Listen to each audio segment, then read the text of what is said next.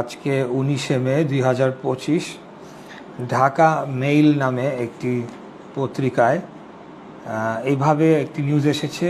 ইশরাকের শপথে 10 বাধার কথা তুলে ধরলেন উপদেষ্টা আসিফ। আমি যদি আপনাকে একটু দেখাই, তো এখানে সম্পূর্ণ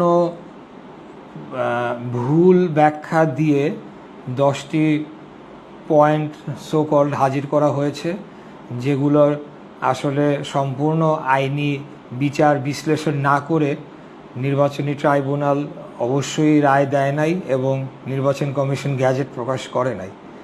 এই বিষয়ে আমি একটু বিস্তারিততে আসবো যখন আমরা পয়েন্ট বাই পয়েন্ট এগুলোকে বিশ্লেষণ করব এবং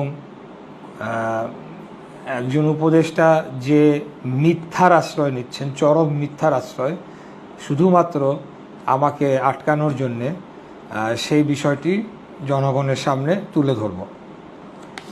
তো এখানে বলা হচ্ছে, বিএনপি নেতা ইশরাক হোসেনকে ঢাকা দক্ষিণ সিটি কর্পোরেশনের মেয়রের দায়িত্ব বুঝিয়ে দেওয়ার পথে 10টি অন্তরায় রয়েছে বলে জানিয়েছেন স্থানীয় সরকার মন্ত্রণালয়ের উপদেষ্টা আসিফ মাহমুদ।